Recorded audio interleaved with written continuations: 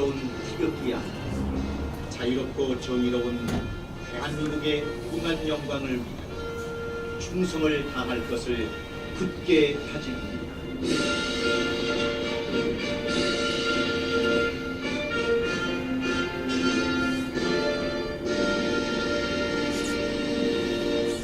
바로 자리에 앉아주시기 바랍니다.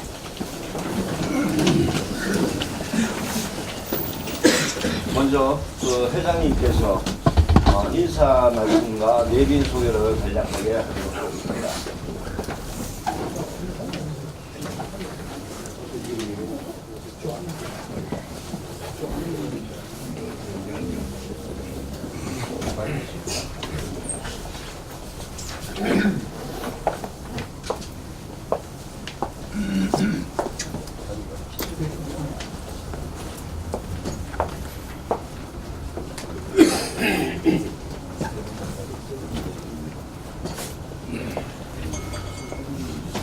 아이고 이렇게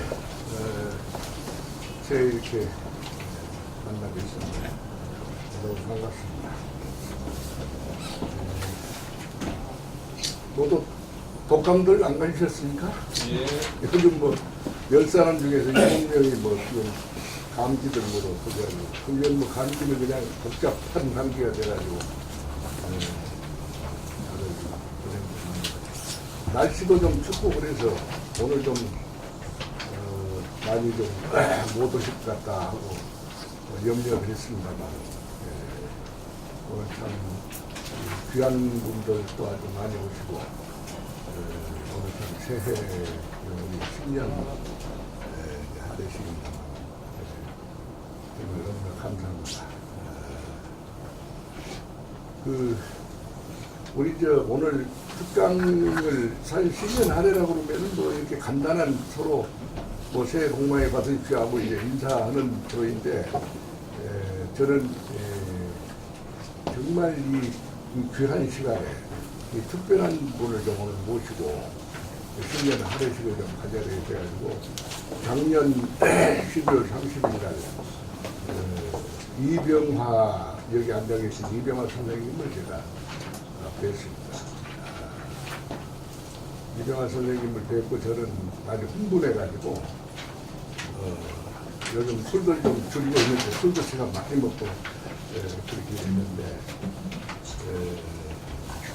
이병화 선생님은 여러분 잘 아시는 우리 장기표 우리 상임고문님하고 또 각별한 친구고 또 저하고 또 같이 해방동에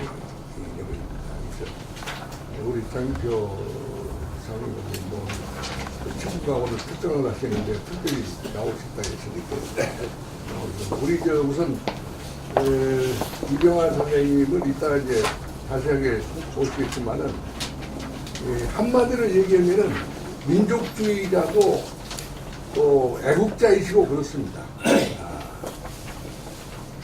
근데 바로 말하면 러시아 관계, 러시아의 정통 전문가이십니다. 러시아 통입니다.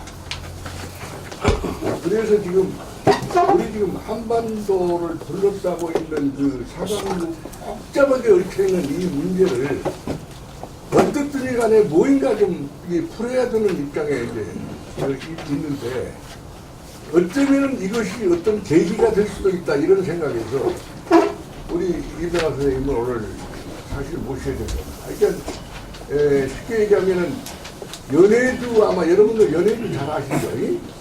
연해주가 과거의 고구려 땅이고 발해 땅이고 그리고 1937년 스탈린이 그때 당시 그 강제해서 우리 그 고려인들을 강제로 그 이주시켜 가지고 바로 중앙아시아 가가지고 거기에서 그 소위 우리 황무지 땅에서 우리 그 고려인들이 그래서 성공을 해가지고 아주 세계 참 그런 그 큰 평가를 받았더니 그게 그 지역인데 연해주가 바로 우리 민족의 애환이 서려 있는 곳입니다.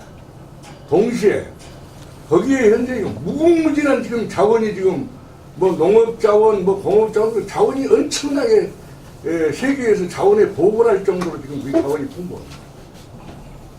그래서 그 푸틴 러시아 대통령이 우리 이병화 선생님하고 엄청나게 가깝습니다. 여러 번 만났고. 그래서 푸틴의 마침 둘째 딸, 그 딸이 둘인데 그 사위가 바로 한국 사람입니다. 이따 아마 자세히 설명하겠지만은 그래서 푸틴이 우리 말하자면 한국에 대한 우리 한민족에 대한 상당히 우정이 아주 깊습니다. 그래서 이 러시아하고 소위 말하자면 이 자원 개발을 같이 공동으로 하는 게 어떻겠느냐. 말하자면 그 자원하고 우리 남쪽에 한국의 자본하고 기술하고 그 다음에 이제 남북 관계가 이제 좋아졌을 때 그 노동력하고 해서 개발하게 되면은 경제적으로 정치적으로 큰 득이 된다. 이제 이런 어떤 저거입니다. 그러니까 지금 솔직한 얘기가 이제 중국이란 나라가 지금 알다시피 지금 그 G2에 들어간 뒤로 우리 자기들이 이제 대국이라고 해가지고 이 대국에 맞이하면 저것을 상당히 해서 우리한테 이중 플레이를 하고 있습니다. 그래서 중국을 말하자면 컨트롤 하는데도 러시아가 필요하다 하는 것을 우리가 생각을 할 수가 있습니다. 그래서 오늘 자세하게 우리 이병화 선생님께서 그런 여러 가지 정치적 문제, 경제적 문제, 또 그런 문제를 가지고 오늘 좋은 말씀이 있을 걸로 생각합니다. 지금 국제개발원 재단법인 이사장이고 그리고 이제 경제학 박사이십니다. 박수로 한번.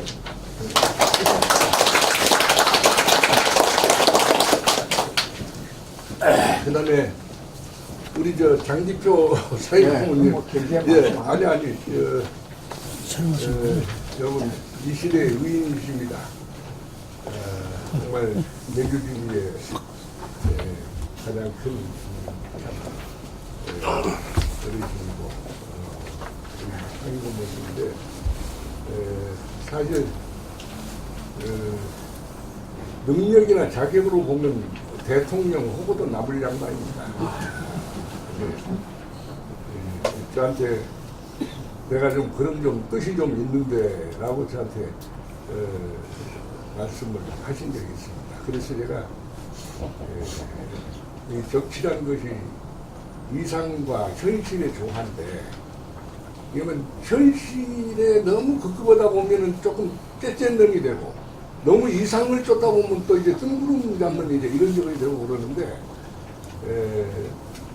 우리 장 대표님이 충분히 자질과 그 능력을 갖췄지만은 현실이 그것이 조금은 좀 그렇습니다라고 해가지고 고민을 많이 하시고 그러다가 사실 광주에 가서 출마 선언을 하려고 했을 때 뜻을 이루지 못하고 그래서 여러 가지 마음이 안 좋으셔가지고 잠시 좀 산속에 좀 가시는 것을 내가 전화로 나오시라고 그랬습니다. 송년회 때 나오시라 했는데 나오신다 했다는데 못 나오셨지만은 제가 늘 얘기하는 이게 하나갑자기한테도 내가 늘 얘기를 했지만은 지금 현재 저희들하고 연세가 지금 이제 70대 지금 초중반으로 들어가고 있는데 지금 100세 시대에는 지금 우리가 청년이다. 무슨 뭐 지금 뭐 나이 타고 뭐 지금 장 대표님 충분히 지금 이제 앞으로 우리가 여러 가지 좋은 뜻을 펼칠 수가 있습니다. 을지문득 장군도 80까지 살았고 강감찬 장군도 또 80까지 살았고 강태공도 83세에 가서 정승을 했습니다. 그때 당시 50 넘기 힘들었습니다. 또 등소평이도 실각이 됐다 또 복권이 되고 하면서 93세까지 했습니다. 얼마든지 충분히 저걸 해낼 수 있습니다. 우리 장 대표님께 그 용기에 박수를 전해 새해 복 많이 받으시고 그러고 딱 제가 한 말씀만 드렸는데 참 여러분들 정말 존경스럽습니다. 요즘 이 모임에 잘 안 나갑니다. 그런데도 또 오늘 날도 이래 추운데 이래 오신 것은 정말 이 망국적인 지역 분열을 극복하는 우리 국민 통합에 여러분들 다 공감하셔서 오신 줄로 알고, 이 국민 통합을 위해서 노력하는 분들이야말로 이 시대 최대 애국자입니다. 그런 점에서 우리 애국자 여러분께 제가 다시 한번 존경과 감사의 인사를 올리고, 그리고 또 이런 일을 갖다가 잘 되게 하려고 그러면 추진하는 이 지도자가 잘해야 됩니다. 나는 오늘도 다시 또 놀랐는데 우리 조동해 회장님의 이 지도력에 또 이렇게 감탄에 마지 않습니다. 우리 조동해 회장과 함께 망국적인 지역 분열을 극복하고 국민 통합, 민족 통일을 이루는 데까지 우리가 다 함께 노력할 것을 새해 들어서 다짐하십시다. 여러분 감사합니다. 따로 인사 시켜드리려고 맞습니다. 우리 아닌데 뭐. 제가 존경하는 우리 김유진 우리 고모님, 그동안에 이제 뭐 못 오셨는데 오래간만에 오셨는데 특별히 제가 다시 한번 소개를 드리자합니다. 고려대학교 총학생회 저도 이제 같은 멤버입니다만은 초대 회장을 하셨어요. 전직 국회의원으로 하시고 제가 존경하는 아주 선배님이십니다. 그래서 나오셨습니다. 큰 박수.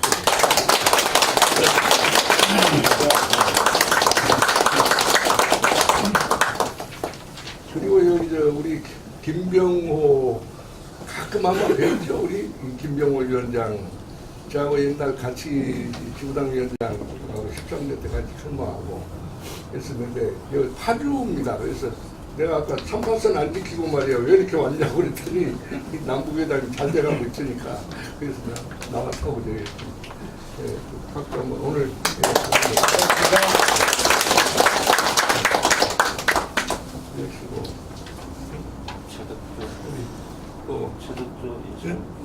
최덕조 우리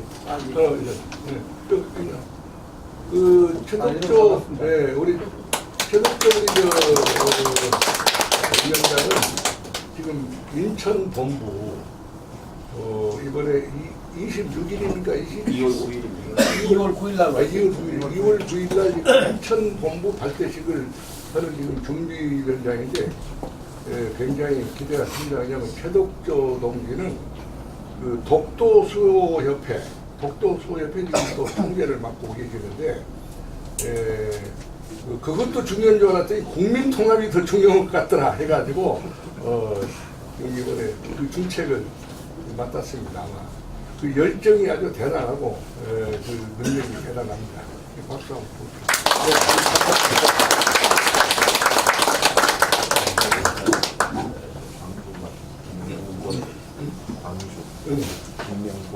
우리 광주 우리 김명권, 우리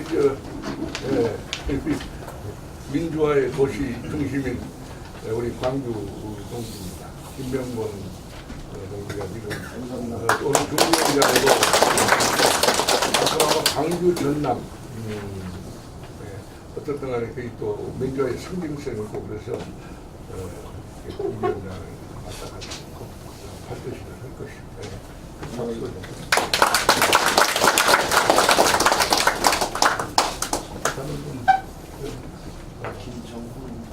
김정훈 어디?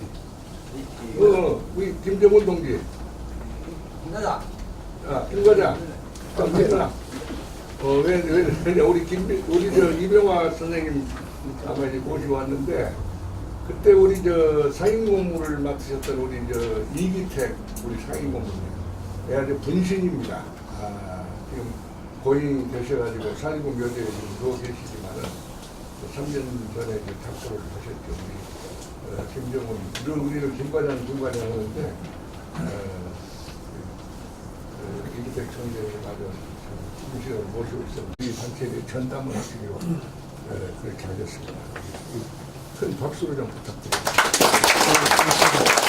내외 코치에서 내외 뉴스로 지금 변경을 해가지고 지금 내외 뉴스, 네. NWN 내외 방송 두 가지로 지금 보도를 하고 있으니까 많이 좀 대청해 주시고 도와주십시오. 감사합니다.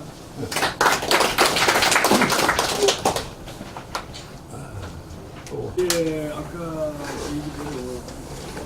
이렇게 지방에서도 많이 오시지는 못했는데 우리 대구 지부의 홍석된 본부장님 오셨어요. 홍석된 본부장 대구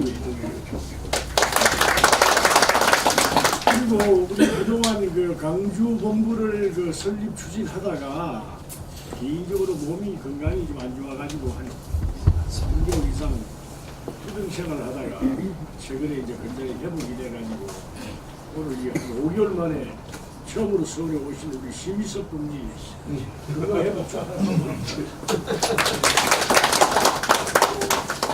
그리고 이제 가장 중요한 그 사안으로는 아까 그 우리 사무총장의 사회 보면서 공지를 했는데 저희들 조직이 전국 17개 시도에 다 안 돼 있습니다.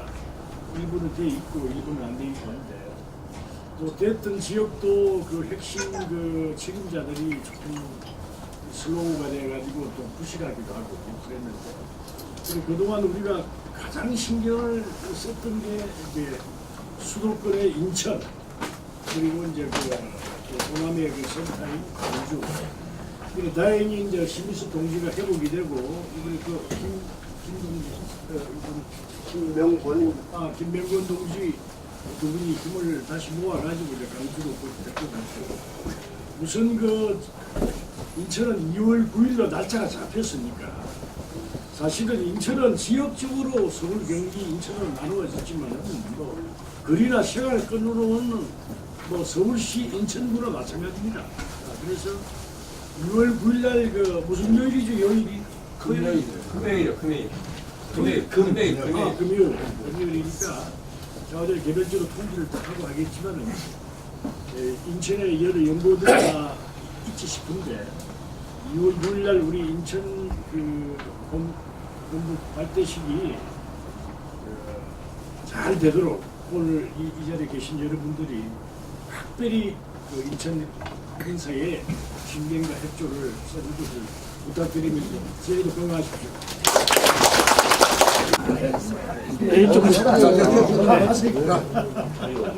자, 하나, 둘, 셋.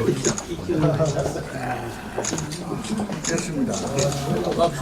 추대장 김병호 선생님을 사단법인 국민통합 전 회원의 뜻을 모아 고문으로 추대하오니 본 법인의 발전을 위하여 소임을 다하여 주시기 바랍니다. 2018년 1월 10일 사단법인 국민통합 회원 일동. 큰 박수로.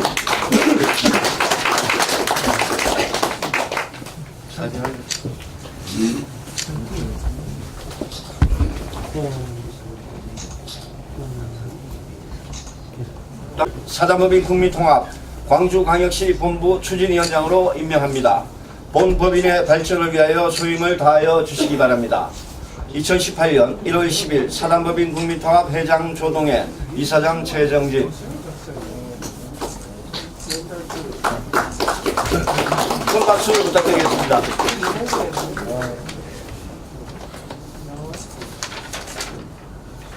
이 사무실에 들어가지고 뒤에 국민통합을 보면서 우리 집이 우리 가문이 몸속 국민통합에 실천을 하고 있구나 하는 게 여러분들이 저 얼굴을 유심히 보시면 지금 체구가 많이 줄었는데 젊을 때는 85kg, 90kg 나왔습니다. 제가 박정희 대통령을 모셔가지고 9년을 생활했는데 제가 태권도, 유도, 합기도 합치면 10단이 훨씬 넘습니다. 고향이 경남 김해인데 김해에서 태권도 도장을 2개를 하니까 한 경력이 있으니 남들이 운동을 잘해서 주먹이 세서 경호원으로 발탁이 되었구나 이렇게 생각하는데 사실은 그 전남 공 출신의 가장 유명한 사람이 프로레슬링 선수 김일입니다. 김일 선수가 내 조카입니다. 김일 선수 할머니가 오손선 씨고 우리 어머니가 그 고장에서 태어났습니다.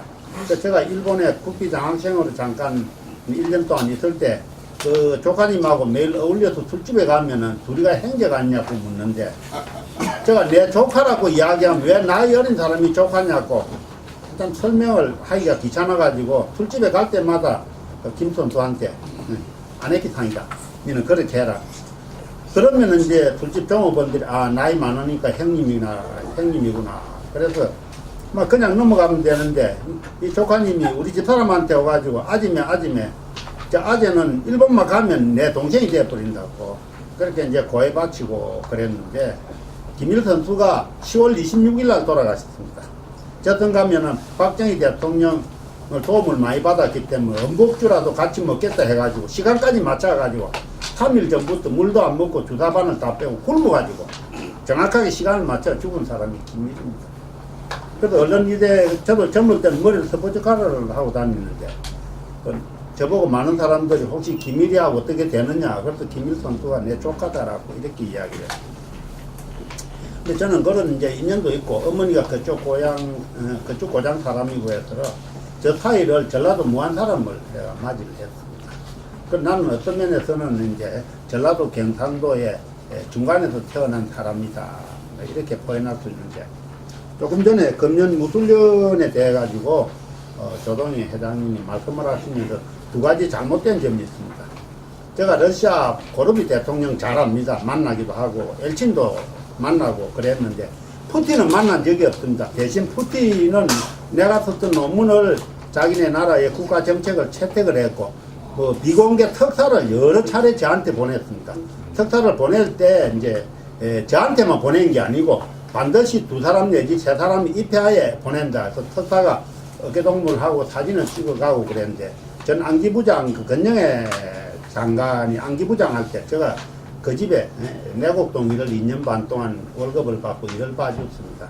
흔히 뭐 그런 사람들은 뭐 블랙 포지션이다, 뭐 흑색 요원이다 이런 용어를 씁니다만 듣기 민망합니다만 제가 2년 반 동안 그 일을 봐줬기 때문에 푸틴은 항상 건영애 장관 입회하에 밀사를 보내는데 왜 그랬냐니까 둘째 딸의 사이가 우리나라의 무관으로 윤종구 제독의 딸입니다. 윤종구 장군의 딸이기 때문에 세 사람 입회하에라든지 그런데 우리는 이게 이제 국제간에 문제가 될까 봐 가지고 그 지중해 연안에서 결혼식을 했는데 건영애 장관 4분하고 윤종구 제독 4분하고 그 신랑되는 사람하고 5사람만 한국 사람이 참여를 했고 그때 이거는 절대 결혼식 같은 거 비밀에 붙인다고 했는데 다른 나라에서 언론이 보도가 되고 그래서 조금 한간에는 헤어졌다 베라벨 소리가 있습니다만 지금 잘 살고 있습니다. 그 점 말씀드리고 그래서 푸틴은 제가 만난 적은 없다. 비공개 밀사를 여러 차례 제가 영접을 한 적은 있다. 그 다음에 저는 재단법인 국제농업개발원에 지금 명함에는 연구소장이 되어 있습니다. 법적으로는 원장입니다. 그걸 수정해 드리겠습니다. 오늘이 1월 10일이고 어제 이제 남북 회담도 거의 회담도 잘 되고 북한 선수가 오고 떼거리로 온다고 신문에 났으니까 아마 홍보차 많이 올 겁니다. 미녀들 중에 미녀 뽑아가지고 오겠습니다만 저도 덕담 한마디 하고 저 강의 시작하려고 합니다. 근데 이 자리에 제가 여러분들 이제 오신 분 몇 명이 안면이 있습니다만 제가 제일 고마운 거는 저 고향 동갑내기 친구입니다. 강기표 동생 여기 와가지고 제가 한결 마음이 부드럽습니다. 정치의 골뱅이들은 내보다 파상 늙었나 했더니 얼굴은 내보다도 훨씬 땡글땡글하고 해서 제가 보기가 좋습니다. 아까 이야기했지만 오늘이 1월 10일이니까 무술년입니다. 무술년의 그 보면은 무자가 사실은 황금이 아니고 금은 아닙니다. 음양오행에 보면은 토에 해당이 됩니다. 무자가. 그래서 정식으로 풀이를 하면 항토밭에 뛰어노는 개의 해당. 근데 요런 거를 이제 그러나 중국에서 황금을 좋아하니까 황금 개띠다. 그래 18년 개띠다 이런 소리도 합니다만 원래는 여간해도 18년이니까 그런데 이게 이런 띠를 하고 음양오행하고 이제 육식갑자 간지를 표현하는 나라가 중국뿐만 아니라 베트남도 있습니다. 러시아에는 여러분들 아무르강 하고 바이칼 호수 가봤겠습니다. 거기 몽골 사람들이 세운 브리아트 자치공화국은 무당의 나라입니다. 그 나라 사람들이 그럽니다. 무자가 한국 사람 표현하는 게 잘못됐다. 융합의 해다. 융합의. 그래서 우리 올해가 단군 기원으로 4351년이니까 그동안에 뭐 수백여의 어떤 뭐 학자들은 1000번 가까이를 남의 나라 침략을 받아서 그랬다. 침략의 원인이 내부에 있는 게 아니고 결국은 우리 내부의 분열이었는데 무자의 해에 보면은 60간지 쪽에서 무자가 6개가 붙어 있습니다. 제가 하나하나 열거를 해보겠습니다. 일부러 오늘 적다 말라고 어제 내가 하나 적어 왔습니다. 융합의 기운이 충만했던 간지가 있습니다. 그러니까 뭐 100분의 1이 될 건 극히 희소했지만은 BC 2333년 무진년 해에 단군 왕금이 건국을 했습니다. 고구려 강개토 대왕과 아들 장수왕 시절에는 무술년하고 무신년에서 제일 번성을 했습니다. 번창을 했고요. 국토를 가장 많이 넓혔습니다. 우리 역사에 그래도 남의 나라 해가지고 땅이라도 넓힌 거는 강개토 대왕 시절입니다. 그게 바로 무술년이었습니다. 그 다음에 이제 668년에 무진년에 신라 통일이 있었습니다. 그로부터 30년 후인 698년에는 무인년에는 발해건국이 있었습니다. 대종영에 의한 발해건국이 있었고 918년 무신년에는 고려 왕건의 건국이 있었습니다. 또 이조 세종대왕이 1418년 무술년에 저기에서 한걸 만들었습니다. 그리고 1948년 뭐 건세사죠. 무자연에는 이승만 대통령이 대한민국 건국을 선포를 했습니다. 그리고 1978년에는 제가 박정희 대통령 모신 해였는데 모실 때인데 무오연에는 새마을운동의 핵심인 캔두 정신, 하면 된다는 구호 아래 경제성장이 가장 절정에 이루었던 해입니다. 그리고 1988년 무진년에는 서울올림픽을 성공적으로 이루었고 당당하게 제4위를 했습니다. 그 당시 뭐 소련, 미국, 동독 우리가 이제 이렇게 했는데 일본하고 중국은 흔적도 없었습니다. 저 바깥에 있습니다. 10위권 들지도 못했어요. 근데 세상이 바뀌어가지고 중국이 이제 큰 소리 치고 하지요. 원래 이제 18년 무술년 금년은 정초부터 동계올림픽을 치릅니다. 손님 맞이하기 위해서 13일날 인천 제2공항도 됩니다. 그래서 우리 무술년에는 어쩌면은 통일의 기운이 왕창 쏟아질 것 같다는 제가 이제 지금부터 여러분께 말씀드릴 수 있는 내용이 거기에 사실은 이거 그냥 희망적인 소리가 아니고 어떤 면은 덕담이 아니고 사실 일어나는 일들입니다. 거기에 대해 가지고 말씀을 드리겠습니다. 그래서 저는 여기 이제 연세 많으신 분들 우리나라 평균 수치가 그렇습니다. 대체로 보수고 또 조금 젊은 사람들은 진보 쪽 성향이 많습니다. 여기에 제가 보기에 진보 보수 섞여가지고 통합을 의미할 겁니다만 저희 그 북한에 대한 바라보는 시각 또 저는 중도 보수 쪽에 해당된다고 스스로 느끼고 있습니다. 그러나 북한을 바라보는 시각은 인민은 구제 대상, 정권은 타도 대상. 저는 이걸 20년 전부터 외치고 있습니다. 그런데 지금 요즘 이제 정권은 타도 대상이라고 하면서도 최근에 근자에 돌아가는 걸 보면은 오늘 당장 김정은이가 죽어버리면은 통일이 될 것 같지만 김정은이 죽어버리면 자칫하면 우리도 같이 망하겠구나 하는 그런 불안감이 들고 있습니다. 오늘 김정은이 죽었습니다. 미국이 우리 특전사에서 참수작전 합니다. 중동에 참수작전 해가지고 사담 후세인, 빈라덴, 리비아 카다피 죽어가지고 그 나라 평화가 왔습니까? 그 사람들 살아있을 때보다 더 개판이 되어버렸습니다. 오늘 참수작전 하면은 중국은 당장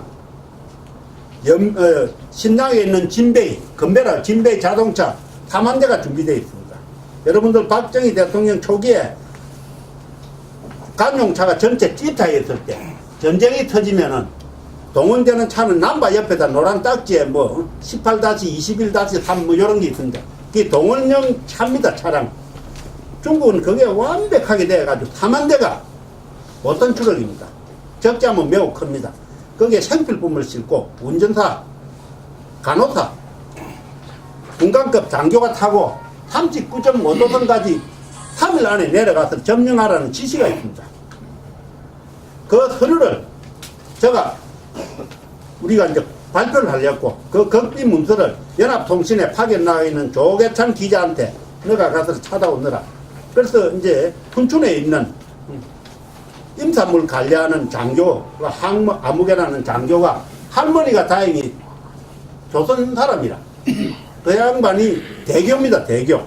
중국의 대교면 소자, 중교, 소교, 중교, 상교, 대교. 우리로 치면은 준장과 버금가는 사람인데 그 사람이 전달해 준다고 했는데 조계장 기자가 연변에서 훈천 가는 길 낭떠러지에 떨어져서 교통사고로 죽었습니다. 운전수는 말짱하고 조기자만 죽었습니다. 그런 사건이 있습니다. 조계장 기자 이렇게 인터넷 뒤집으면 그런 사실이 나옵니다.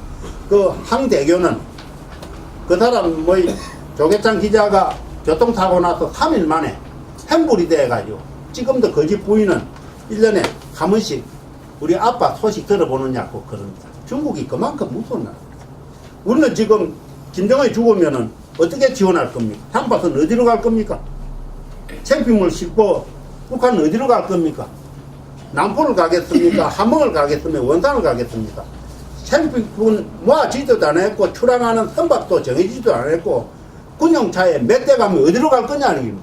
우리가 우물우물하고 대통령 명 따라가지고 국방부 언론하고 합참본부 어떻게 하고 할 동안에 이미 상황은 끝나버리는데 39.5도선은 중국 땅이 되어버리는데 거기에 있는 인민들이 북한 인민들이 우리는 너희한테 지원을 못 받겠다고 강력하게 나설 수 있느냐 이겁니다.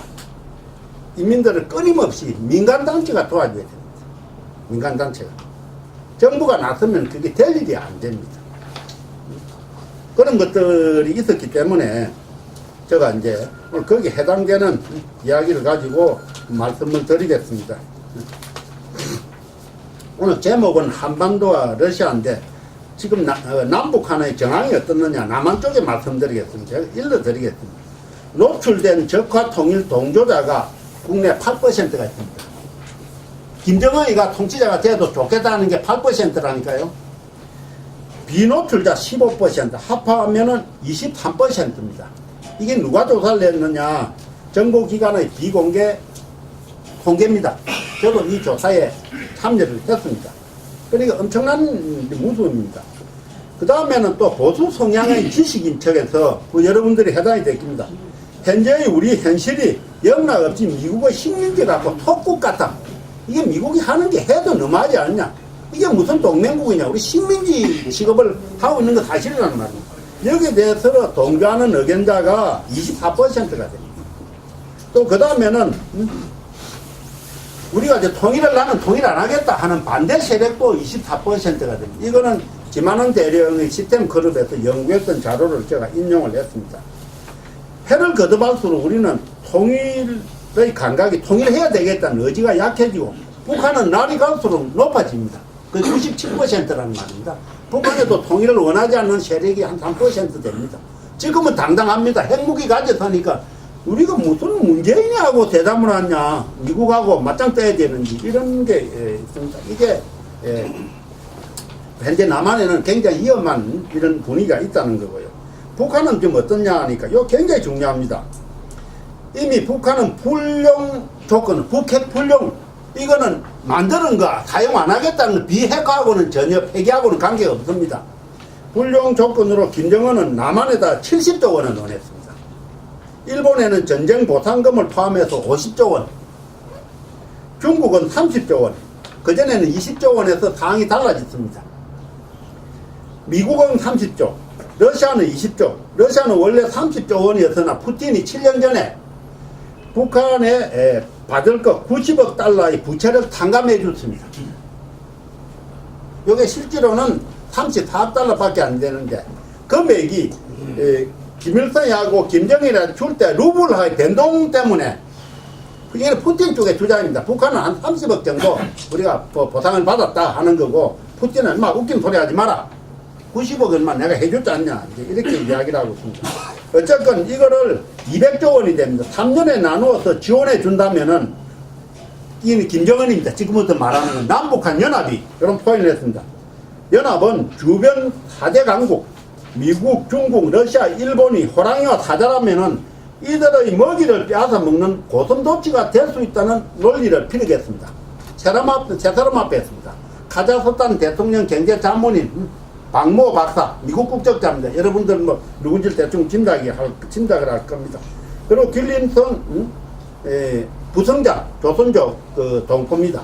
이 양반 또 불러서 직접 이야기를 했고 일본 조청년 회장도 불러가지고 이야기를 했습니다. 그 다음에 러시아에는 극동 러시아 고려인연합 회장이 박발렌틴 박이라는 사람인데 이 사람은 북한의 양형 누군가 그 양반이 이 내용을 대신 받아가지고 했습니다. 이러한 내용들을 우리 대통령께 통보를 했는데 대통령은 이게 참 너무 충격적이니까 70조 원이 우리 연간 국가 예산이 400조 밖에 안 되는데 이 뭐 큰일 날 일 아닙니까? 그냥 북한이 통일 기금으로 투자하는 식으로 해라는 그런 게 어저께 고위인사 쪽에서 거기에 오고 가지 않았겠느냐 하는 그런 저 짐작입니다. 자, 그러면 종합 분석을 해보겠습니다. 여기에 굉장히 중요한 게 있습니다. 어쩌면 이게 타당성이 있구나라고 여러분들이 또 이해를 하실는지 모르겠습니다. 미국은 구라파 산업혁명을 개량 모방을 했고 일본은 미국을 본받아서 선진국이 됐거든요. 한국은 일본을 개량 모방했다. 중국은 한국을 모방하여 조선, 전자, 철강, 자동차, 가전제품, 심지어는 문화 부분까지 국제시장에서 한국과 지금 경쟁을 하고 있습니다. 중국을 모방하기 위해서 인도와 베트남은 모방에 이제 학습을 하고 있습니다. 지금 중국 본받는 게 베트남하고 인도 아닙니까? 이제 인구가 베트남이 그 1조 원에 1억을 인구의 13번째 지금 등록을 하고 있습니다. 인도는 뭐 현재 인구가 중국보다 더 많습니다. 이런 현상인데 여기에 어떤 게 있느냐? 가장 빠른 시간 내에 모방하고 개량하면 초고속으로 성장할 수 있는 게 지구촌 마지막 블루오션인 북한이다 이겁니다. 중국이 우리한테 배워갔는데 중국이 배워갈 때 초고속으로 배운 거는 조선족 우리말을 하는 인구가 너무 많았기 때문에 그 덕입니다. 북한이 우리가 조금만 도와주면 중국의 모방을 그대로 이전을 해버리면 우리가 중국이나 다른 데 나가 있는 거를 북한에다가 진출하면 개성공단식으로 해서는 안 된다 이겁니다. 여기에 대해서 이제 러시아의 신세를 좀 져야 되겠지만은 어쨌든 지구촌 마지막 블루오션이 북한입니다. 그 남한이 협조를 하면 되는데 아주 양질의 노동력이 있고 제일 가까우니까 그런 게 있습니다. 이에 따라서 북한 지원 방법을 새롭게 개발해야 된다. 그리고 통일 비용을 투자 개념으로 바꿔야 된다. 이제 예를 들어 가지고 여기 과거 이인재 씨가 경기도 지사할 때 이런 이야기를 했습니다. 백령도를 개방하여 남북한과 북한이 중국에게 수산물 자유경제시장을 만들자. 그때 해병대 제가 사령관을 만났더니 턱도 없는 소리 하지 말아라. 해병대가 북한의 그 전초기지인데 누굴 잡으려고 그러느냐. 이제는 다 날새었습니다. 인공위성으로 다 뭐가 있는지 알고 백년도 주민 그 3,000명 중에서 10분의 1이 북한하고 교류를 하는 사람들인데 뭐 할 말이 있겠습니까? 다 알 것 다 합니다. 그래서 저는 여기에다 뭐라 그랬냐니까 여러분들이 인터넷에 보면 콜추가 시스템, 콜추가 치면은 카드보다도 성능이 월등히 우리 지형에 맞는 가격도 원래는 5분의 1입니다만 상당한 부분이 국내에서 생산할 수 있게 10분의 1을 가격으로 콜추가 시스템을 백령도에 거치하면은 중국, 북한 전역을 카드보다 성능이 좀 성주까지 내려 안 가도 되는 게 있습니다. 콜추가 시스템은 중국도 거치하고 있고 북한도 거치하고 있습니다. 우리가 그걸 거치하면 하드 문제는 간단하게 해결하는데도 제가 몇 차례 박근혜 정부에 난 박근혜 전 대통령을 잘 압니다. 저를 보고 아저씨라 그랬고 내가 9년 동안 아버지 모실 때 지가 우리 집에도 오고 자주 만났으니까 이거 없애라. 김강진 씨한테 몇 차례 이야기를 해도 도대체 이 사람들은 미국의 F-35 스텔스 비행기만 하고 사대만 미쳐가지고 내 말을 안 듣더라고요. 내가 그래서 뭐라 그랬냐. 시뮬레이션 한번 해보자. 그럼 콜추가 누가 만들었냐. 그 소련이 만들어서 소련이 붕괴되기 직전에 만들어가지고 공장을 우크라이나에 세워놨단 말입니다. 근데 우크라이나하고 싸움이 전쟁이 터지면서 우크라이나가 압류를 해가지고 자기네 공장으로 만들었거든요. 근데 우크라이나에서는 마음대로 팔지를 못합니다. 팔지를 못하는데 우리는 왜 가져오느냐? 설계도를 가져오가 여기저기 짜집기를 하면 충분히 할 수 있습니다. 그래서 우리 이제 방위산업체 이제 S1하고 몇 군데는 제가 주었습니다. 주어가지고 이걸 만들 수 있는데도 아무도 이제 이야기를 안 하고 현재 문재인 정부도 콜추가가 뭔지 똥오줌을 못 가리더라고요. 그래서 하도 답답해서 저 언론에 몇 차례 뭐 짚도록 했지만 그걸 인터넷 들어가 보면 여러분들 사진하고 자세히 나오면 아 이게 이병하 박사가 주장하는 게 일리가 있구나 하고 이렇게 될 겁니다. 자, 그 다음에 또 이제 제가 이제 고르비를 잘한다 그랬는데 고르비의 신복이 러시아 공산당 연수원장한 알렉산드르 데민이라는 사람인데 이 양반이 내가 그 양반 밑에 이제 농업경영학 박사학위를 받았는데 어느 날 가니까 자기가 죽기 전에 고르비 저 새끼 저거 총살시켜야 된다. 왜 그랬냐? 고르비 왜 죽이려 그랬냐? 계획경제 응?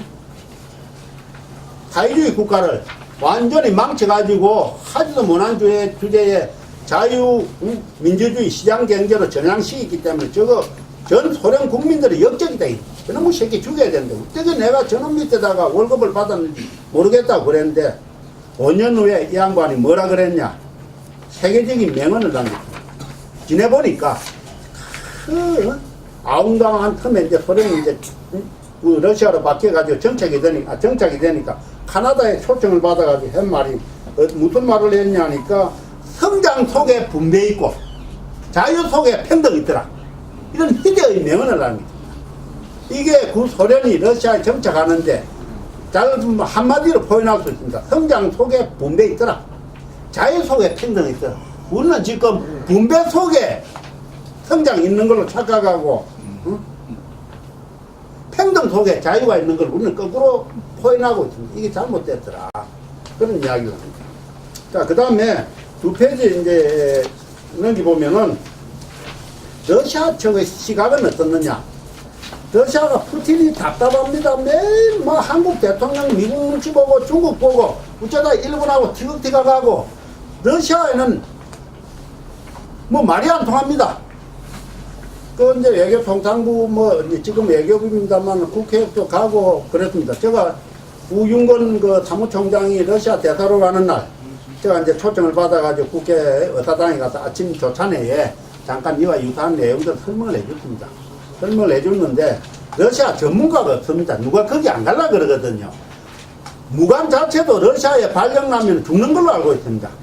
윤종구 씨도 왜 갔느냐 하니까 이제 중령에서 대령 진급도 안 되고 미국에 이제 마지막으로 6개월 동안 연수 교육 가는데 러시아 말 하는 사람이 이 양반 뿌이라. 그래 건영회 장관이 야 인마 니 들어오느라. 그래서 육군도 아니고 무관은 주로 육군이 가지 않습니까? 그래 양반이 해군이 갔단 말입니다. 그러니 그 소련이 망하고 러시아로 자꾸 발전하면서 아무도 안 가려 그러니까 이 양반이 거기 앉아 있었단 말이야. 계속 12년 동안 있었습니다. 근데 애 요거만한 게 다르가는데 푸틴 아들하고 친구가 유치원부터 컸단 말입니다. 둘이가 죽고 못하는 거야. 그래 엄마 아버지 말 안 듣는 거야. 우리는 결혼하겠다는 거야. 근데 푸틴은 이제 첫째 사이도 둘째 사이도 다 외국인입니다. 그렇게 이제 인연이 맺어졌단 말이야. 근데 이제 그쪽에 통해 가지고 푸틴 정부가 권장하는 남북 간 통일을 보면은 굉장히 여러분들이 싫어할 것도 있는데 현재는 남한은 자유민주주의 시장 경제인데 북한은 김정일식 공산주의고 군부 주도 계획 경제입니다. 1단계 통일을 어떻게 하느냐? 남북한이 시장 경제를 중국식 시장 경제로 바꿔봐라. 중국식 시장 경제라는 사람 국가 경제 아닙니까? 국가 경제하고 민간 경제가 번복이 되어 있는데 우리 젊은 사람들한테 중국이 자유 민주주의고 시장 경제로 착각하고 있거든요. 시장 경제는 틀림없지만 정부가 주도하는 시장 경제지. 그런데 중국이 자유롭게 구경도 하고 지난 2017년도 한국 사람의 국적을 가진 게 중국 관광객 말이죠. 5천만 국민 중에 한 사람이 2분 간 꼴이 됩니다. 1억 명이 다녀갔습니다. 이 참 기가 막히는 소리죠. 가까이 있으니까 갔습니다만 이거를 이제 러시아가 쭉 보고는 세 번째 뭐라 그랬냐니까 너희 이유식으로 그냥 어중간하게 연합을 해봐라. 넌 자유민주주의고 북한은 중국식 사회주의를 해가지고 이때는 이제 남북한이 남한식 시장경제 수출 위주 이렇게 해봐라. 그리고 이제 마지막으로 뭐라 그러냐, 연방공화국을 해봐라. 영국과 러시아를 가미해서 남한자치공화국, 북한자치공화국, 그리고 이제 순수한 100% 시장경제로 돌리봐라 하는 게 요게 이제 러시아 쪽이 통일 방법이었는데, 여기에 여러분들이 우리 마음에 들지는 않지만은 일본이나 미국이나 중국이 통일 방법에 대해 이런 방안도 하나 만들어 준 적이 없습니다. 무조건 중국은 우리한테 조공받으려고 시작하고, 참 우리 역사에 그래 중국한테 우리가 큰 소리 치던 거는 지난 세월 한 20년 정도 뿐이었거든요. 근데 여기에 이제 보수 진영은 대체로 거부 반응을 했습니다. 여기 이제 그 다음에 보면은 푸틴 대통령이 블라디보스토크의 동방 포럼이라는 걸 개최를 했습니다. 원래는 이제 원래 9월달 첫째 주가 되면 제 4회인데 세 차례였습니다. 두 차례는 1차, 2차는 박근혜 대통령이 갔고 세 번째는 문재인 대통령이 다녀왔습니다. 개최 이유가 뭐냐? 극동 러시아 지역은 남한 면적의 64배고 인구는 겨우 670만 밖에 안 됩니다. 원래 1200만 명이 35년 동안 이래 줄어들어 절반으로 줄어들었습니다. 이것을 방치하면 중국의 인해 전술과 일본의 자본력에 점령당할 건 100%. 뭐 문을 보나 뻔하다. 이것을 방어하고 극동 러시아를 개발하기 위해서 동방 포럼을 개최했습니다. 그런데 우리 대통령도 관심이 없고 구름 닦는 소리를 했단 말이에요. 두 번째 박근혜 대통령이 가서 이야기를 할 때는 푸틴이 노골적으로 욕을 했습니다. 뭐라 그러냐니까 카드 좀 풀어달라 그러면서 뭐 하라 그러니까 스마트 전자 활용을 했던 농장을 기술 지도해 주겠다 그러니까 푸틴이 우리말로 하면 18년 지랄하네 이렇게 그 통역하는 교수가 그래는 못하고 뭐 웅으로하니까 푸틴 대통령이 뭐라 그러냐 하니까 카드 때문에 걱정이 많은지 얼굴이 무척 수척하다 이렇게 이제 애둘러서 이야기를 했는데 옆에 뭐 러시아 사람 모르는 사람 있습니까? 다 들어가지고 소문이 나버리는데 우리가 이 들은 거는 모른 체 하자. 그래서 실제로 그래 욕을 듣고 왔는데 늦게 이제 박근혜 대통령이 그걸 이제 알았답니다. 근데 그런 거를 그건 문건이라고 서주는 청와대 누구냐? 여러분들 이런 일이 있습니다. 언론에 잠깐 났습니다. 하루 나다가 말았는데 북한의 초고위층 장성급들 아들들이 9명이 북한 탈출했습니다. 중국을 건너가서 라오스 국경선에 가서 걸렸습니다. 9명. 그거를 러시아가 알고 스텔마흐라는 푸틴 대통령의 특사가 비공개로 한국을 비행기를 타고 날라왔어요. 이건 우리가 해결해 줄게. 그 건영회 장관하고 저하고 만났더니 당신 빨리 가거라. 청와대 얼른 가서 이야기를 해라. 제가 오후에 주철기 청와대 외교 안보 수석한테 이야기를 했습니다. 그 이야기를 해서 김강진이한테 전화해라. 제가 나는 모르는 사이도 아니고 나도 잘 아니까 전화해라. 전화했더니 라오스 9명 우리가 구해주겠다. 러시아가 책임지고 구해주겠다. 라오스 우리가 불안지고 있다. 했더니 김강진 씨가 별 더러운 걱정도 다 한다고 걱정하지 마시오. 이병아 지가 뭔데 여기까지 나섰냐고 전화 끊어버렸습니다. 결과 어떻게 됐습니까? 이틀 후에 김정은이 전용 비행기가 국경공항에 가지고 걔들 싣고 갔습니다. 그러다 한 달 후에 애들이 텔레비 나왔습니다. 9명이 아니라 8명이 나와가지고 아무리 가다가 생각해도 어버이 사랑을 못 이겨서 다시 돌아왔다. 한 달 동안에 뭘 했습니까? 북한 전역을 뒤져가지고 걔들 닮은 애들 다 뽑고 걔들 다 사형식 총살시키 버리고 아버지 다 죽였습니다. 그건 우리 언론에 하나도 안 났습니다. 그런 사례가 있었습니다. 여러분 모르고 있잖아요. 그 라오스 비행기로 다니고 갔다는 거는 잠깐 나왔습니다. 그 다음에 어느 언론에도 안 나왔습니다. 이런 사례들이 있습니다. 여기에서 왜 그럼 푸틴이 이병학 건영회 윤종구한테 이런 특사를 보냈겠느냐? 내가 똑똑해서가 아니라 아무리 해봐도 박근혜한테 그나마 직언을 해줄 수 있는 이 사람들 뿐인 것 같다. 이병기도 그렇고 이병호도 그렇고 앞에 사람들 비서실장이 김기춘이도 그렇고 전부 건영회 밑에서 자랐던 사람들 아닙니까? 그러니까 네가 가서 이야기를 하면 되겠다. 자기네들도 이제 그걸 쭉 뽑아가지고 이 사람들은 이런 이야기를 하면 되겠다 이제 그랬는데 안 되더라 이겁니다. 저도 박근혜 대통령하고는 수차례 선거 전까지는 만났습니다. 만났지만 대통령 되고 나니까 안 본 거이가 아이고 어르신네 요리로 전화하세요 그런데 그 전화번호 3일 후에 하니까 이거는 없는 전화입니다. 딱 요래나 그런 일이 있었습니다.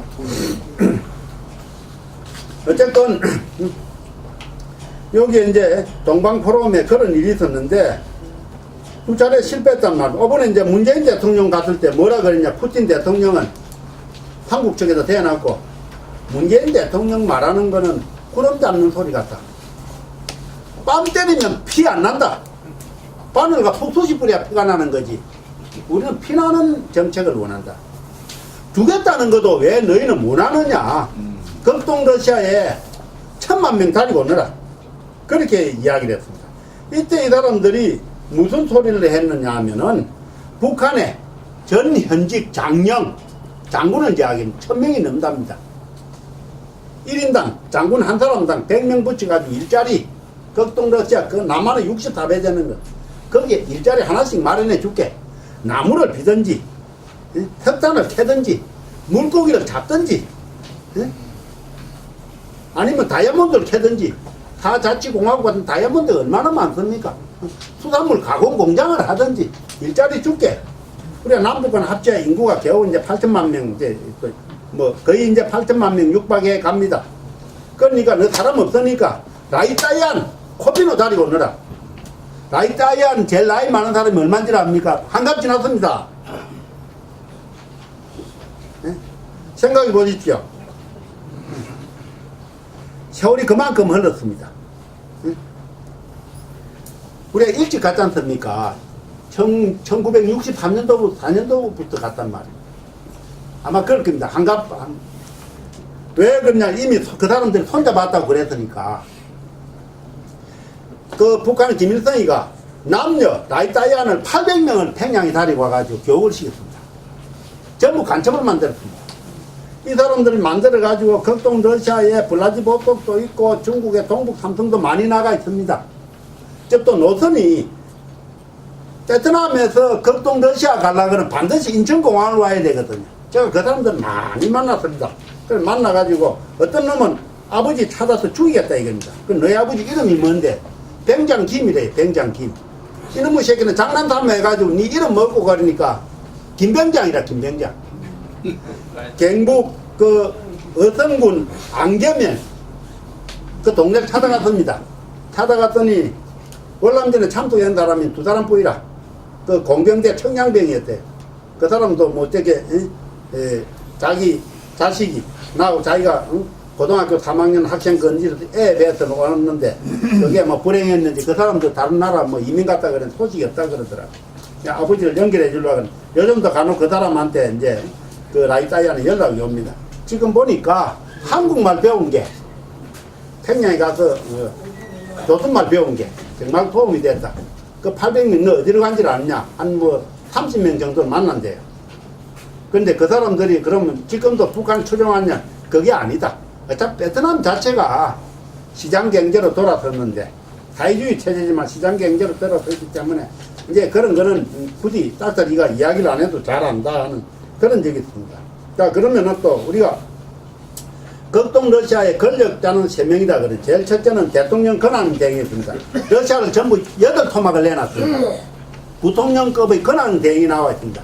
근데 극동 러시아는 면적은 큰데 8토막 낸 건 인구 비례를 했기 때문에 인구가 670만 명밖에 안 되기 때문에 8번째 마지막으로 이제 제일 동쪽에 붙어 있죠. 근데 권한대행을 이제 흔히 극동 총독이라 그럽니다. 총통, 권한대, 같은 총독, 같은 내용입니다. 그 다음에 이제 극동개발부 장관이, 특임 장관이 따로 있습니다. 모스크바에 있는 극동 러시아의 개발부 장관. 극동개발은 이 양반 성인이 나지 않으면 안 됩니다. 이 양반이고, 세 번째는 극동강구사령관입니다. 이들의 통치구역은 사자치공화국이고, 축구적가 자치주고, 유대인 자치주. 극동 러시아에는 유대인 이스라엘 사람들이 자치구역을 만들어 둔 게 있습니다. 비로비잔이라고 있습니다. 그 다음에 하바롭스크 강력주, 연해주 강력주, 마가단주, 살린주, 캄차카주가 있습니다. 캄차카 저 북쪽에는 코락 자치군이 있습니다. 백제 발해 유민이 망하고 나서 순수한 혈통은 고구려인은 고려로 넘어오고 이 사람들은 길 떠나서 저 강계 꼬략 자치죠. 캄차카 북쪽에 꼬략이라는 나라를 만들었습니다. 거기 가보면은 그 박물관에 보면 상당히 오랫동안에 한자를 쓴 유적이 나오고 기록이 나오고 그 사람들은 지금도 제사를 고려 땅을 보고 제사를 모십니다. 이런 그 역사를 우리가 학자들이 가야 되는데 북한에서는 교과서에 가르치는데 우리는 전혀 언급을 하지 않고 있습니다. 그래서 제가 야 그거 그 고략 자치주 우리 땅인데 그랬더니 웃기는 소리 하고 있네. 남북 통일도 못하는 주제에 뭘 턱도 없는 소리 하느냐. 응? 그 고략은 소수민족의 근원이다. 그러나 너희가 인구 5만 명만 다리고 오면은 너희 죽게. 너희 개발해라. 그렇게까지도 우리한테 우호적입니다. 그 다음에 이제 보고자 하는 D-Day 정부 시절에 연해지에서 한국 영농기업이 생산한 곡물을 북한 전 지역에 화물열차에 싣고 28차례 운반해 준 사례가 있습니다. 현재 러시아는 이것을 다시 추진코자 합니다. 아까 이제 파주에서 오신 선생님 소개를 했는데 저희가 뭘 했냐. 사실은 이제 지난 11월 달에 하려고 그랬습니다. 이건 정말 충격적인 이야기입니다. 우리가 남북한 뭐 철도 이야기하면 북한 철도가 한국에 오고 한국 철도가 북한에 가지요. 도라산역에서 개성공단 그 봉동까지 올라갑니다. 왔다 갔다 하지만은 그건 되는 게 아니거든. 러시아 기관차가 기차 대가라 그러죠. 기관차가 러시아 곡물을 싣고 판문점을 간통할 수 있습니다. 법적으로는 전혀 문제가 없습니다. 근데 이걸 서로 모르고 있습니다. 왜? 그건 화물열차에 해당이 됩니다. 국제철도규약에 그걸 막아버리면 북한 기차는 러시아 못 가지 않습니까? 러시아를 통해가 제3국으로 7개 나라를 갑니다. 벨라루시, 우크라이나, 뭐 카자흐스탄, 우즈베키, 타직 막 다 돌아다니거든. 북한 기차는 사실은 화물이 없어 그런 거지. 러시아를 경유해서 동국권 다 갑니다. 그럼 러시아는 북한을 경유하고 우리나라 와야 되거든요. 그걸 저희가 실천해보자 해서 파주 임진각에 그 행사를 하려고 그랬습니다. 근데 파주 뭐 시장은 뭐 영창 갚는다 그러고, 거기 이제 국회의원 하나는 뭐 저기 보수고 하나는 진보고, 협상이 잘 안 돼가지고 못 했습니다. 나는 이거를 우리 조동희 회장님하고 의논해서 여러분들 조직과 한번 해보고 싶은 게 있는데, 그 곡물 단장 싣고 오면은 러시아가 안 하려고 그럽니다. 우리가 미치냐? 보내주려고. 곡물 싣고 올 수가 있습니다. 포항 축협에서 연해주서 목조 생산을 해가지고 선박에 싣고 많이 내려옵니다. 근데 우리나라 전국에 다 해야 되는데 이명박 대통령이 포항 축협에만 자기 동네라 고기만 허가를 해줬어요. 그거를 러시아가 싣고 북한이 기차 하차에다 한 10개 정도 싣고 9개는 곡물실에 평양 내놔주고, 사실은 기차가 평양을 경유하지 않습니다. 평양 시내는 기차가 못 들어갑니다. 저 팽성에서 우회를 하죠. 아니면 이제 원산 밑에 청년 이천선이라고 있습니다. 그래서 내려도 됩니다. 철도는 다 연결이 되어 있습니다. 그러면은 남한에는 뭘 주느냐? 목조 싣고 가라는 거지. 자기네들 피하러 올 때 남한놈들 배가 고파서 풀도 묻구나 하는 식으로 이렇게 이제 표현할 수 있다는, 실제로 그런 거 공작도 합니다.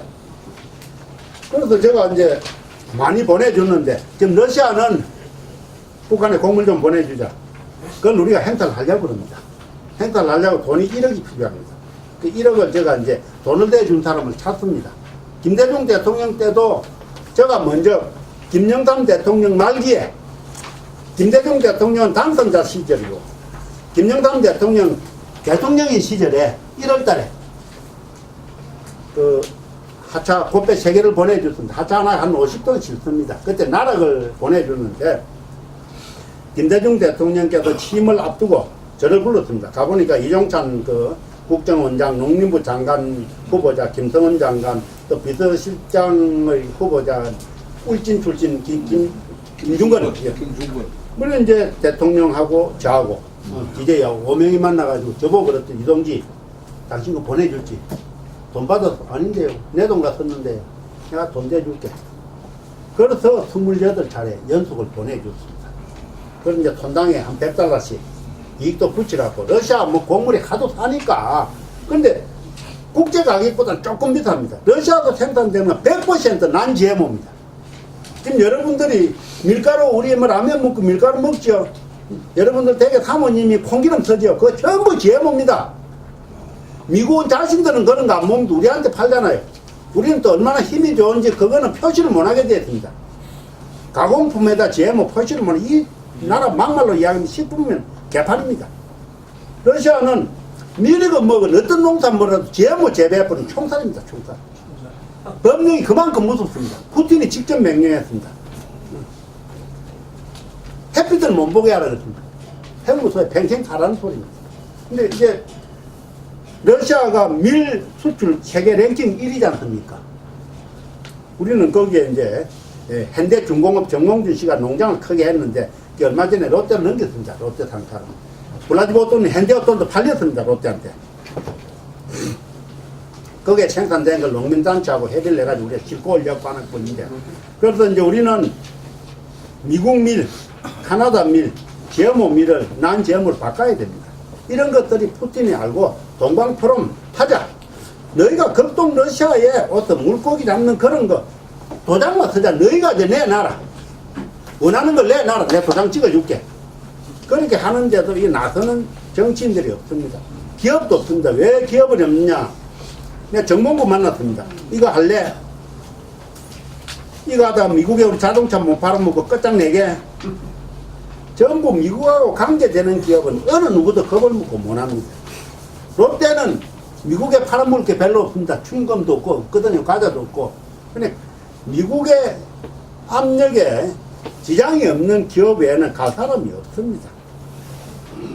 내가 얼마 전에 동원산업 김재철 회장이 있는 거기에 부회장 하는 강병원 씨를 모시고 갔습니다. 마치 그 양반이 서울농계 출신이어서 가자 했더니 러시아 내가 연결해 줄게 했더니 자기네들이 만드는 모든 게 GMO라. GMO를 해야 값싼 걸 해야 타산이 되기 때문에 그 돈벌이 안 된다. 근데 우리나라 유일하게 난 GMO 가지고 돼지밀 만드는 건 정식품입니다. 그리고 그게 돈벌이가 안 되는 거예요. 하여튼 뭐 그런 게 있습니다. 자, 그 다음에 여기에 이제 제가 이제 하나 또 말씀드릴 수 있는 거는 제가 이제 박사학위 과정을 하면서 논문을 썼습니다. 논문을 쓰니 논문 내용이 아주 간단합니다. 여러분들 인용을 많이 할 겁니다. 러시아의 자원과 북한의 노동력과 남한의 자본과 기술이 결합한 삼위일체 공생농법 또는 이제 공생개발이라 그랬는데 이걸 어느 날 푸틴이 보고 야 이게 논문 괜찮다. 그래가지고 똑같은 내용인데 박사학위가 2개가 됐습니다. 저는 하버드부터 기술경제대학인데 국립기술대학에 학위를 받았는데 그 학교도 공부한 적이 없어요. 이 논문을 거기서 업그레이드 시켜서 푸틴의 그 사촌 동생 되는 사람이 내한테 이제 학위를 수여를 했는데 왜 그랬느냐? 이게 국가 정책에 채택되었기 때문에 푸틴이 집권을 잡고 외국인이 쓴 논문이 국가 정책에 채택된 게 없다 이겁니다. 나도 이게 채택된 줄 몰랐어요. 동아일보하고 매일경제 신문에 나더라고요. 그 내가 전화를 했더니 그래도 너한테 전화하려고 그래. 매월 며칠 날 학위 받으러 오라는 거예요. 그래서 가서 보니까 정책으로 채택된 그런 거를 알았습니다. 그런데 어떤 사람이 그렇습니다. 당신이 쓴 논문이 일본이나 미국 정부가 채택된 것 같으면 당신은 영웅됐다. 근데 러시아에도 하니까 반난 욕만 듣지 않느냐. 이런 이야기를 들었습니다. 자, 그 다음에는 제가 공물 보낸 이야기도 했고요. MB 정부 때 이제 라오스 이야기도 했습니다. 또 이제 우리가 저거 이야기나 사드 문제 때문에 막 국민들이 분열이 되고 매일 데모를 하고 아까 이제 어떤 선생님이 데모 이야기도 해보니까 사드 뭐 성주 이런 이야기를 하니까 푸틴이 신복이 뭐라 그랬냐니까 러시아의 특정 지역이라 그러면 자르비노 옆에 안드레로브카라는 그 마을 산꼭대기인데 대륙탄도 핵미사일을 연해주 항토방위군은 군대가 아닙니다. 준 군대지만 우리나라의 동원 예비군도 군대는 아닙니다. 그래 군대가 가서 있는 거는 지키는 거는 안 되는데 연해주 항도 예비군 방위군하고 우리나라 동원 예비군과 같이 그 핵미사일을 공동 관리를 하자. 핵미사일은 한 방에 다 끝나는 거고 두 번, 세 번 쏘는 것도 아닌데 응? 북한을 겨냥해가지고 발사 스위치를 누가 눌리면 되는 거 아니냐? 눌리는 놈이 인자 아니냐? 그래서 이런 이야기가 이제 최근에 나왔습니다만 제가 5년 전에 LG그룹의 전자팀을 다니고 극동 러시아에 있는 그 대륙 탄도 핵미사일 발사 시스템을 우리가 검증을 했습니다. 했더니 놀랍게도 러시아에 있는 거는 300km 바깥에서 원격 조정으로 조정이 가능하다는 걸 알고 왔습니다. 우리가 이걸 정부에 보고해 줬더니 갔다 온 사람들 전부 목이 다 잘려버렸어요.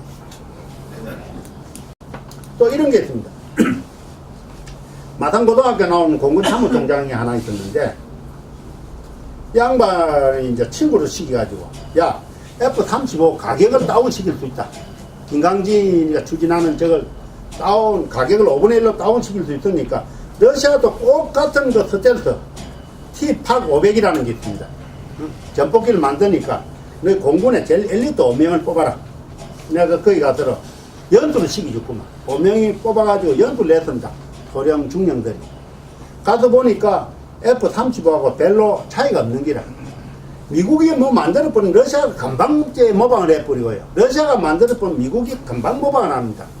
러시아 군용 차량이 미국이 쓰는 부품이 오른쪽에 가느냐 왼쪽에 가느냐 다 맞습니다. 심지어는 총을 쏘는 실탄도 다 호환성이 있습니다. 이게 갔다 왔습니다. 보고서는 가격은 5분의 1인데 실제로 성능은 크게 차이가 없다. 그러니까 우리가 그걸 사자는 게 아니라 한 대만 구입해가지고 F-35와 비교 시험을 하자. 왜 그러냐니까 러시아 탱크가 많이 왔지 않습니까? T-72, T-82가 왔지 않습니까? 32대가 왔잖아요. 지금 전방에 25사단에서 그 기갑사단이 운영하고 있지 않습니까? 그거를 뜯어가지고 미국의 M-48하고 조잡으려가 만드는 게 우리 그 K2 흑보 탱크 아닙니까? 탱크도 그런 사례가 있으니 병기도 그렇게 하자. 그렇게 제가 떠들었는데 갔다 온 공군 5명이 전부 애편당했어요. 이런 것들이 여러분들이 조금은 알아야 됩니다. 자, 여기 이제 또 푸틴이 이랬습니다. 한국 자본을 들려야 되는데 이놈은 남북한 지도자가 도대체 내 말을 안 듣는다는 거죠. 답답하다는 거예요. 그래서 야, 너희 인마 한국에서 뭐 우리 기름 사가고 석유 사가 석탄 사가는 이게 지금 처벌이라. 왜 그러냐 그래서 그게 다 전기 만들려고 가져가는 거 아닙니까? 철강 만드는 건 전부 에너지 생산하고 가져가는 거죠. 그러지 말고 두만강가에 세계 최고로 큰 발전도 하나 만들어가지고 전기를 가져가라. 전기좀에 북한놈이 잘라버리면 어떻게 되느냐. 그게 이제 푸틴이 뭘 했느냐 하니까 요것도 한국 사람이 참여 개발한 건데 러시아가 개발한 초대규모 장거리 송정 시스템입니다. HVDC라는 건데 초고압 전류입니다. 우리는 이제 겨루인데 북한은 직류거든요. 이게 직류가 한 번 쏘면은 700km까지 바로 날아가 버립니다. 그러니까 우리는 여름에 전기가 모자라는데 에어컨 돌린다고. 북한하고 러시아는 겨울에 모자라거든요. 우리는 겨울에 전기가 남습니다. 저쪽에는 왜 모자란 수력발전소가 꽤 많거든요, 러시아에. 얼어보니까 하도 뭐 영하 40도, 50도 내려가니까 흐르는 물도 얼어버립니다. 그러니까 겨울에는 우리가 전기 보내고 여름에는 저희가 전기를 서로 교환하자. 이런 걸 또 푸틴이 제안했습니다. 제안했는데 우리 정부는 묵묵부답입니다. 그래서 실제로 거기에 나선 사람이 또 별로 없어요. 기업이 나서야 되는데 기업이 그거 나선다고 했다가 미국에 뭐 팔아먹는 사람들 하루아침에 끝장난다는 말입니다. 이런 것들이 있습니다. 우리가 참 눈치를 많이 보고 있습니다. 그 다음에 이거는 최근에 일어난 이야기입니다. 여기 이제 10번에 보면은 체코 주재 현재 북한 대사가 김평일입니다. 김정의 작은아버지지요. 김평일이가 핀란드 대사로 있을 때 한국 대사가 누가 했느냐, 이병화가 했습니다. 그는 정치학 박사고 대학도 내하고 갔습니다. 내 이제 후배입니다. 저는 이제 건국대학교 농가대학을 나왔고 이 친구는 이제 정외과 출신인데 얼굴이 저처럼 또 뻥뻥해가지고 우리가 미국 사람들 보면 그놈이 그놈 같고 막 헷갈리잖아요. 러시아 사람이 한국 사람 보면 저 조금 전에 만난 놈인가 아닌가 하고 헷갈립니다. 근데 이병하고 내 사진을 저도 이제 다른 인터넷에 내 사진은 잘생겼습니다. 건강하게 제일 좋은 사진을 올려놨으니까. 근데 김평일이 어느 날 이제 체코로 오고 이병하는 이제 대사로 이제 65세가 되었으니까 은퇴를 했는데 보니까 극동 러시아에 활동하는 이병하 그러니까 이병하 대사인 줄 알고 극비 문건을 저한테 들고 왔습니다. 이 굉장히 위험한 소리입니다. 왜 그러냐? 그게 그걸 들고 왔던 애가 최진철이라고 극동 러시아의 보위부 최고 책임자였는데 저를 통해 가지고 이스라엘 모사드에 연결시켜가지고 영국으로 망명했던 사람입니다. 양반이 영국 국적자가 딱 돼가지고 김평일이 만난 거야. 야, 니 잘 만났다. 이거 니 이병하 갖다 주라. 이병하 대사를 갖다 주는 게 내한테 들고 왔어요. 왜 들고 왔느냐 하니까 대전에 있는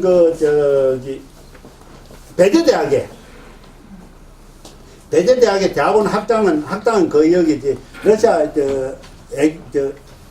공간 앞에 거기 있거든요. 거기에 보면 내 이름이 내 전화번호도 같고 이메일도 같던데 거기에 보면 전 러시아 대사라고 그려놨다고. 그놈들도 미친놈이지.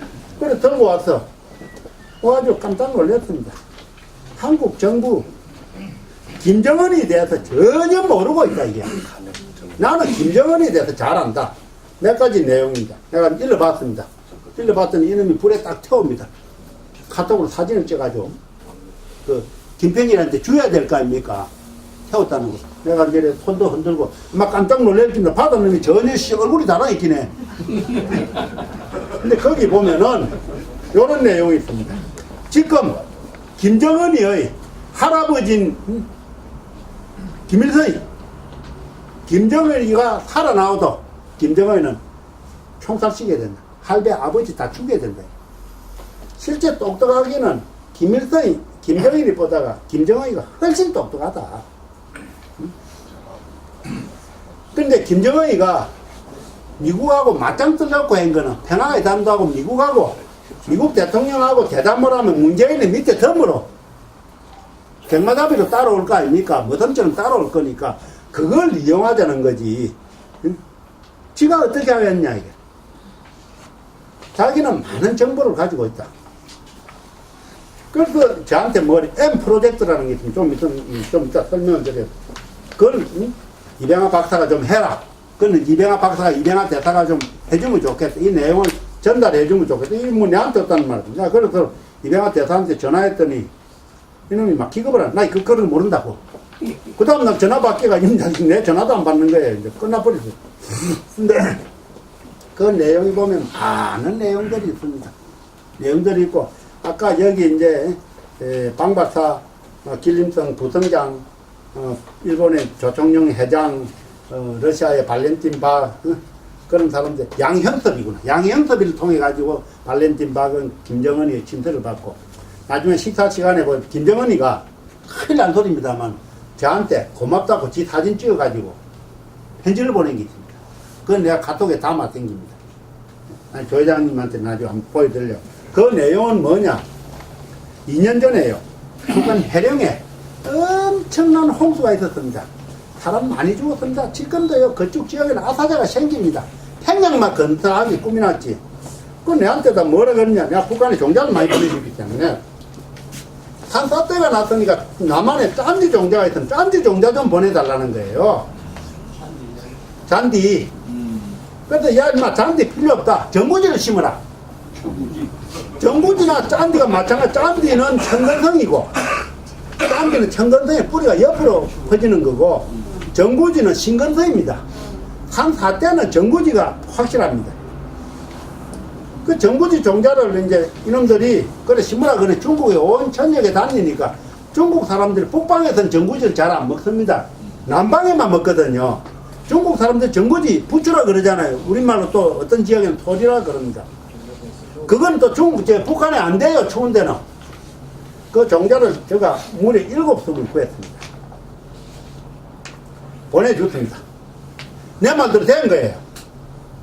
북한 애들이 전구지 비가지고 어디 먹는 것보다도 부스럼에 바릅니다. 도장 부스럼 이런 게 상처 났는데 바르면 전구지가 최고라.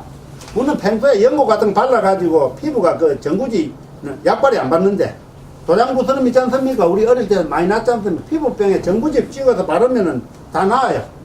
거기다가 뭐 밀전병도 해먹지 뭐 온갖 반찬 다 해먹으니까 아주 좋단 말인데 이게 이제 보고가 들어가가지고 전구지 보내줬다 좋다고 이제 내한테 감사하다고 이제 지 사진에다 서명을 해가지고 2016년 11월 달에 연락이 왔어요.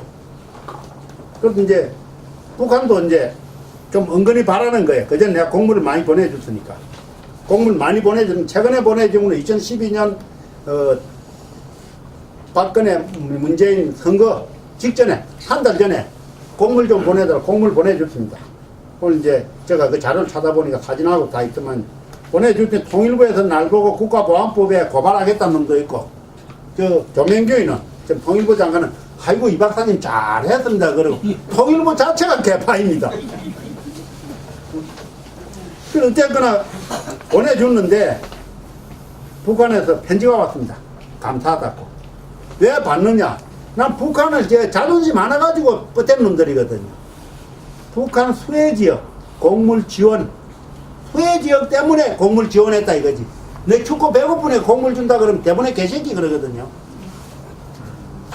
그 키 큰 국무총리 하신 정원식 그 어른이 적십자 총재를 할 때 평화의 사람 날 좀 보세요.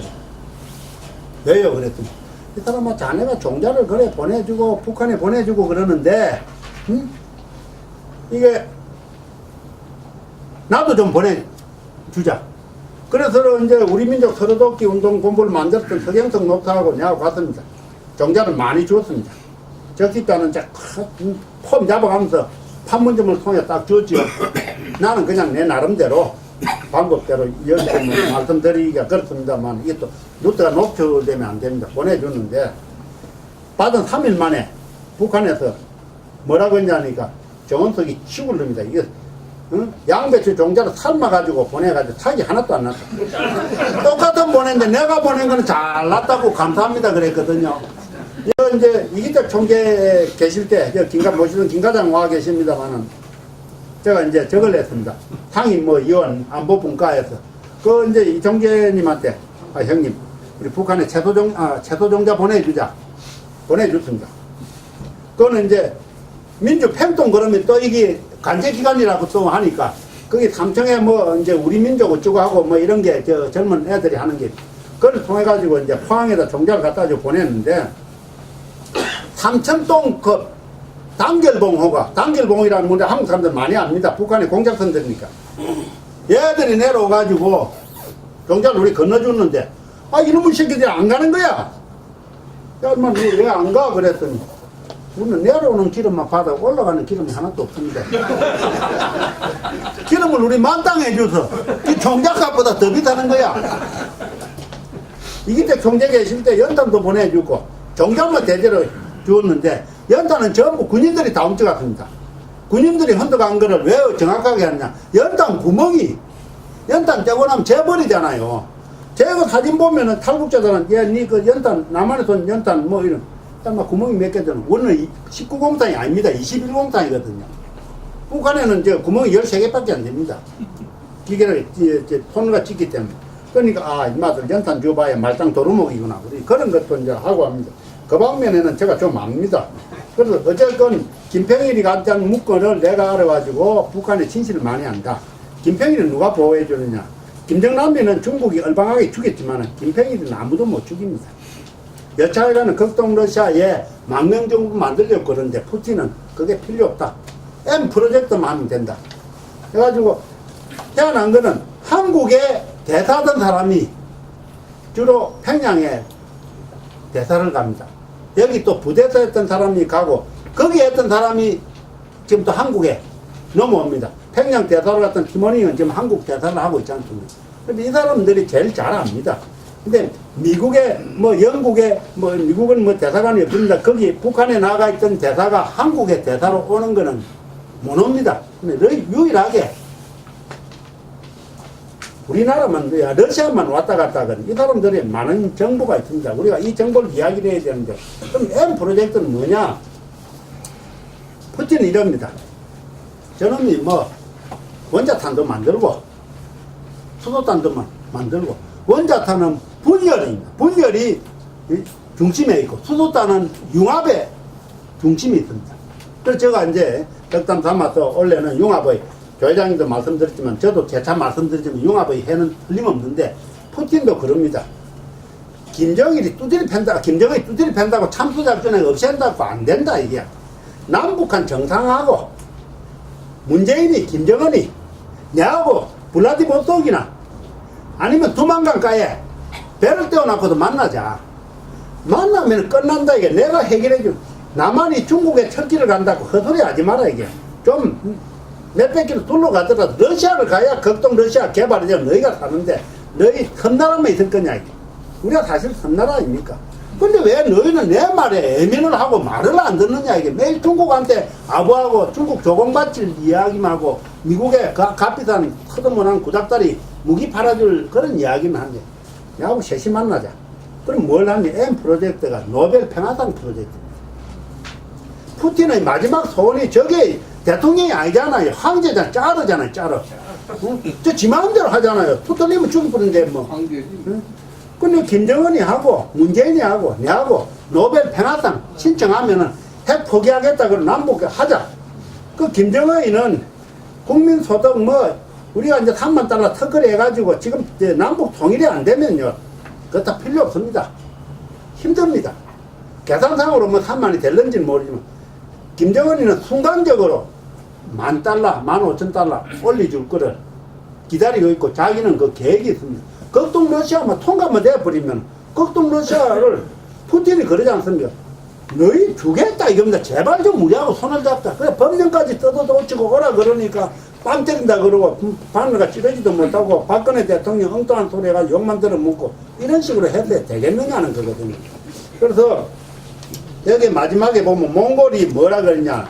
몽골이 남북한 연방제를 만들자고 제일 먼저 몽골 대통령이 초대 대통령이 푸살마킨 오차르바트가 이야기를 했습니다. 90년부터 97년 동안까지 대통령을 쓰면서 몽골도 죽겠다 이런데 가만히 나가면 소련에 치이고 러시아에 치이고 중국한테 다 뺏기겠다는 거지.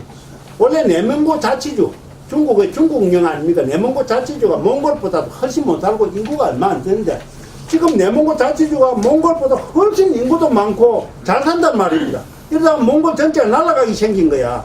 몽골이 완전 내륙의 섬이지 않습니까? 그러니까 연방제 하자. 그래서 우리가 적극적으로 몽골 정부가 남북한 통일에 지원해 줬구만. 그래서 우리가 탈북자들이 몽골에 다 그쪽 가는 것도 철발산 지역에 가는 것 거기만 들어가면 다 오는 거는 걱정이었거든요. 그래서 다 몰려갑니다. 그런 내용들이 이제 여기 좀 실려 있습니다. 그래서 마지막으로 남북한 통일을 가장 절실히 원하는 나라는 러시아와 몽골뿐입니다. 중국이 원하겠습니까? 일본이 원하겠습니까? 미국이 원하겠습니까? 자국의 이 두 나라가 우리하고 행제간도 아닌데 뭐 몽골은 또 행제간이라고 푸살마트는 그런 소리를 했습니다. 자국의 이익에 부합되기 때문입니다. 러시아의 경우는 극동지역 개발에 1천만 명 이상의 인력이 필요하고 몽골 역시 지하자원을 중국에 넘겨주기 너무 억울합니다. 그리고 시베리아 철도도 몽골과 연계됩니다. 몽골은 두 군데가 초이발산 지역에서도 저쪽에 치타하고 연결이 되고 또 이제 울란바토르에서 바이칼 쪽에도 연결이 됩니다. 푸틴 대통령은 남한의 자본금 지원 조건으로 북한의 전현직 장령 1,000명에게 각 기업당 종업원 100명 단위 합작기업 종류와 관계없다 그랬습니다. 터전을 극동 러시아 내에서 제공하겠다는 내용을 비공개 특사한테 전달했고 제가 그걸 받았습니다. 이미 연해주에는 남북한의 식량 영토를 많이 만들어 놓고 있습니다. 제가 연해주도 공무를 싣고 올 때 북한 노동자들 많이 불렀었습니다. 오늘 저 보고서를 내가 우리 조동희 회장님한테 들었으면 저기 내용이 북한에 공무를 보내 하차 번호까지 북한 노동자를 어떻게 썼느냐, 저놈들이 내한테 무슨 짓을 했느냐, 저런 것들도 내용이 자세하게 나와 있습니다. 그래서 지난달 말 현대중공업 농장을 롯데그룹이 인수하였고 롯데와 한국농민단체가 공동 경영하기로 했습니다. 한민족의 통일에는 북방 세력과 손잡고 극동 러시아 진출하는 것이 우리 민족의 자정 능력을 가지고 지구촌 강대국으로 부상하는 길임을 천명합니다. 저는 이에 따라서 미국, 일본, 중국 이 아무리 반대를 해도 남북한 지도자와 푸틴의 3자 정상회담이 시급하면 궁극적으로 이거는 M 프로젝트가 결실을 맺는 것이라고 생각하기 때문에 저는 여기에 여러분들께 재단 말씀드리지만 저는 진보도 아니고 보수도 아닙니다. 사실은 통일주의입니다. 내가 북한에 공물을 보내니까 보수 진영에는 날 보고 개새끼 소새끼 입에 담을 수 없는 욕을 했습니다. 그래서 내가 그럽니다. 야 인마 그러면 북한 인민을 그럼 안 도와주면 니는 어떻게 인민도 욕하면 떨어서면 어떻게 할 거냐 그러는데 진보는 또 날 보고 국제사회주의라고 욕합니다. 왜 욕하느냐? 지가 못하는 걸 내가 하니까 그냥 질투심이 나가지고 내하고 손잡고 하면 이번에도 이제 문재인 대통령이 이제 대행이니까 5개 단체가 정부 간변 단체가 내가 북한에 공물을 보내겠습니다. 돈 좀 주십시오. 단체 갔어요. 아무리 봐도 안 되거든요. 공물을 하산해서 건네주는 사람은 아나토리 일하는 그 사람이 도장을 가지고 있단 말이에요. 아나토리 이가 인터넷에 아나토리 이가 바로 내 러시아 이름이 아나토리입니다. 그 5개 일을 하는 사람이 이제 또 그 업무는 누가 하냐? 제냐리라는 사람이 한다 그래. 제냐리가 이제 우리 아들인지 아무도 모르겠습니다. 아들이 러시아 국립 법과대학을 나와서 22년 동안 우리 일을 봐주고 있습니다. 그러니까 5개 단체가 전부 아나토리 제냐리한테 야 아나토리 이가 누구냐고. JTV는 아나토리 일을 찾아달라고 아들한테 온갖 답을 하고 해서 하도 우리 아버지인데요. 그래 깜짝 놀란 이런 적이 있습니다. 그러니까 아들이 그럽니다. 북한에 공물 보내는데 간변단체나 정부가 끼어들면 안 된다 얘기입니다. 보내면 썩은 거 보냈다 그러고 딴소리하고 영수증 안 해주거든요. 나는 영수증하고 사진까지 다 받아옵니다. 감사 편지까지 받아오고 민간단체 돼야 되는 거예요. 근데 1억 정도 비용이 들면은 150톤을 보내줄 수 있습니다. 하차 콧배 3개를 전부 해령이나 낮은 선복에 보내주려고 합니다. 내가 이걸 보내니까 김대중 대통령이 계속 돈을 주고 하더라니. 이런 우리가 이제 기업체를 찾고 있습니다. 여러분들이 그래 관심 있는 기업체가 있으면 저한테 소개해 주기를 바라면서 저 이야기 끝내겠습니다. 너무 즐겁습니다.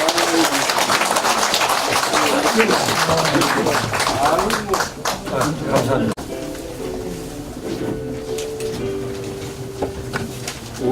우리는 대한민국으로 가온 우리 세상에서 가장 우수한 민족 대한민국 단결하세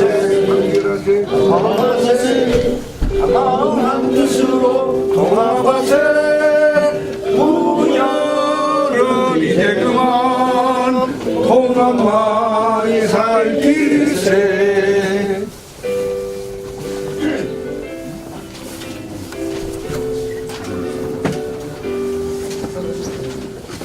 동방의 밝은미 진주라 누가 했나 이분은 저도